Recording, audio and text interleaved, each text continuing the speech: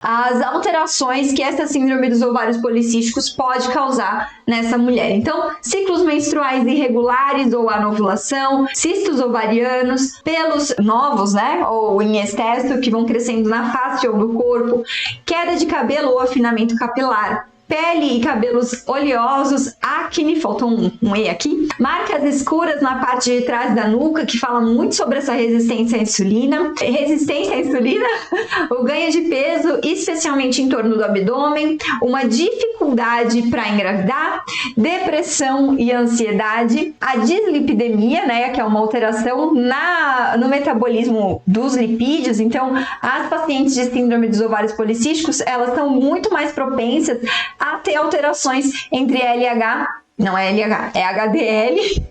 Essa paciente vai ter uma possibilidade muito maior de viver uma puberdade precoce, hipertensão e apneia do sono. Então, não à toa o que a gente falou, né? A gente falou lá no início que essa mulher ela tem 5 vezes mais chances de ter um ataque cardíaco em relação à população geral, que é, por exemplo, causadas principalmente aqui, então, pela hipertensão e pela dislipidemia, que são fatores que predispõem um paciente a desenvolver, né, algum problema coronário.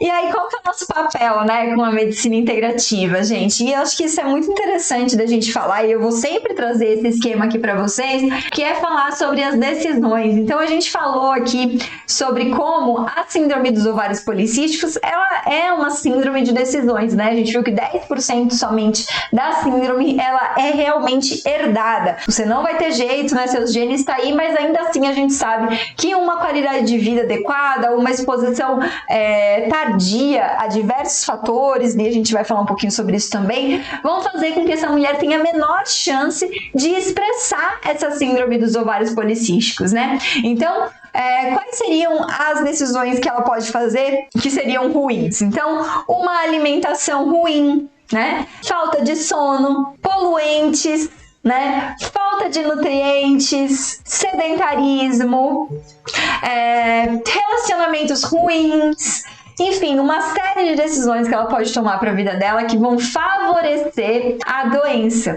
Enquanto que se ela tiver tomar boas decisões, e é isso que a gente tem que ajudar o nosso paciente a fazer, a tomar boas decisões, então alimentação adequada, uma respiração adequada, um bom relacionamento em família, né? Se ela tem fé, quando eu digo tem fé, não é se ela tem religião, né? Se ela acredita em algo, né? Se ela pratica exercício, se ela tá num ambiente que é agradável, se ela é uma pessoa economicamente, ela se sente confortável, né? Se ela tem sucesso, se ela tem aceitação, se ela descansa o suficiente e todo o ambiente que está em volta dela, né? Se ela recebe nutrientes suficientes, essas são as boas decisões, né? É isso que a gente tem que pensar, né? Que essas são as boas decisões e que a gente tem que manter, tá bom?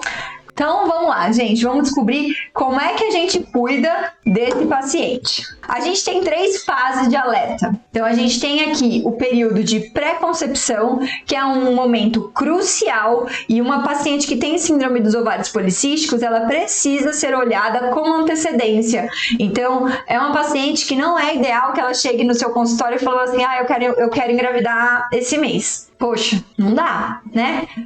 Até dá. A que custo? Não sei, né? Porque a gente sabe que a paciente que tem síndrome dos ovários policísticos é uma paciente que pode ter uma tendência maior a ter diabetes tipo 2, alteração de peso do bebê, é uma paciente que tem maior chance de pré-eclâmpsia, é uma paciente que tem maior chance de abortamento. Então, assim, é um cuidado que a gente precisa ter com essas pacientes muito mais em cima dela, né? Até porque pra gente não expor esse bebê àqueles fatores que a gente falou. Então, se eu tô com uma paciente aqui no período pré-concepcional, eu tenho que evitar que esse corpo esteja com aumento de insulina, alteração de hormônios, para que ele não venha a expressar depois isso na idade adulta, né? Então, eu preciso disso sendo olhado e sendo feito, tá?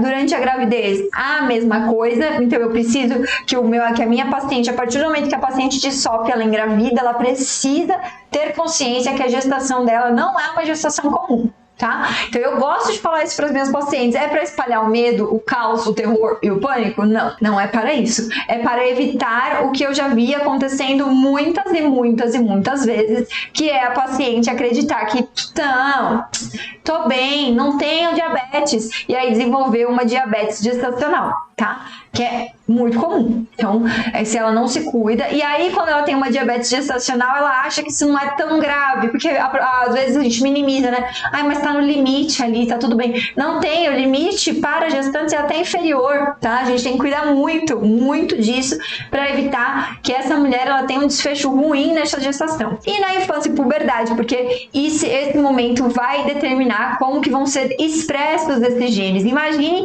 a criança, você começa a colocar ela para consumir ali alimentos ricos em estrógeno, você coloca ela para consumir uma quantidade inteira de xenobióticos, uma quantidade imensa de xenobióticos, é uma criança que está usando maquiagem antes da idade, é uma criança que está exposta a agrotóxicos, é uma criança que está exposta a muito bisfenol, né? Os nossos crianças de hoje em dia, gente, todos os produtos infantis, eles são feitos de quê? De plástico. De plástico. Existe plástico seguro? Não existe plástico seguro. A gente fala, esse é sem bisfenol A, esse... Mas agora a gente sabe que o bisfenol A, S, F, todos eles, e se eles inventarem o V, o X, W, Y, Z, também vai ser, gente, também vai ser. O que eles fazem é mudar a composição molecular pra gente ter ali um tempo de uso, e aí quando a indústria proíbe, fala, não, realmente era perigoso. Mas a gente já sabe, né? A gente já sabe. E aí a gente coloca essa criança extremamente exposta a esses plásticos e a gente vê o que a gente está vendo hoje, que são as crianças normalmente entrando na menarca, né, e os meninos na adrenarca com 10, 11 anos de idade, limitando o seu crescimento, né, em altura. Então a gente vai ter uma geração mais baixa que as anteriores, que isso era raro, né, gente? Esses filhos eram sempre maiores que os pais. Tinha essa impressão sempre. E a gente vai ver isso talvez mudar aqui de um tempo pra frente, né? Eu fico muito preocupada porque ela, inclusive, foi convidada, Sociedade Brasileira de Reprodução Assistida, para fazer uma mesa redonda exatamente sobre isso, sobre o futuro da fertilidade, com o Dr. Conrado, e isso muito me preocupa, porque a gente está expondo as crianças de hoje, né, as gerações que a gente tem hoje, a uma exposição ambiental agressiva, em altíssimo nível. A gente não sabe qual vai ser o prognóstico disso, tá? Então, é muito grave, tá? Tem um estudo que foi feito, eu acho que eu esqueci de trazer ele aqui para vocês, mas um estudo que foi feito que o anticoncepcional aumenta a resistência à insulina. Então, quando a gente acha que está tratando síndrome do ovário policístico, muito pelo contrário, a gente está aumentando a exposição dessa criança ali, porque para mim é uma criança, né? 15 anos é uma criança. A síndrome como um todo, né? Então, eu acho que assim, a gente tem que olhar para isso com muito cuidado, porque a maturação do sistema hormonal, o sistema reprodutivo feminino, ela se dá em torno dos 21 anos. Tanto é que a Sociedade Americana de Pediatria, ela não recomenda o ultrassom como sendo um diagnóstico eficaz para meninas até 21 anos. Por quê? Porque essas meninas, elas estão aprendendo a lidar com esse FSH, estão aprendendo a lidar com esse estrogênio. Ela vai apresentar um ovário multifolicular. Então a chance de você fazer um achado que não é o real é muito grande. Então o ideal é que, se a gente vai olhar para isso, e até às vezes é comum ter uma pequena resistência à insulina nessa idade, o ideal é que a gente feche esse diagnóstico numa idade muito mais madura, né? Com 23, 24 anos. E o que a gente mude nessa criança, a gente faça um tratamento para SOP, mas não um tratamento para SOP com anticoncepcional, a gente faça um tratamento para SOP com alteração de estilo de vida. Gente, que adolescente come bem, tem não. Então vamos lá, gente, para as nossas opções dentro da medicina integrativa. Então, qual que é o nosso papel? Nosso papel é tentar reduzir essa resistência à insulina, regular o eixo hipotálamo, hipófise e ovários, reduzir a inflamação, então regular os hábitos de vida, esse vai ser o nosso maior papel, aliviar o estresse e perturbações no fluxo de energia do corpo, devolvendo esse corpo para uma boa saúde, vou mover a estase gerada pelo acúmulo da SOP, vou fortalecer e equilibrar a saúde geral, além de contribuir com a reprodução humana quando for necessário, e além disso, minimizar efeitos colaterais indesejáveis e toxicidade acumulada de medicação, quando essa paciente faz uso de anticoncepcional ou mesmo quando ela está fazendo uso de indutor de ovulação, tá? Então, são essas algumas das ações que a gente vai ter. A gente sabe que isso é muito mais amplo, dado que, né, essa doença tem uma série de sintomas, né? Então, por exemplo, a apneia do sono, a gente pode ajudar, a dislipidemia, né, com alterações de alimentação, a depressão e a ansiedade, o ganho de peso, enfim, uma série de coisas que a gente consegue ali contribuir para essa paciente ficar bem, tá?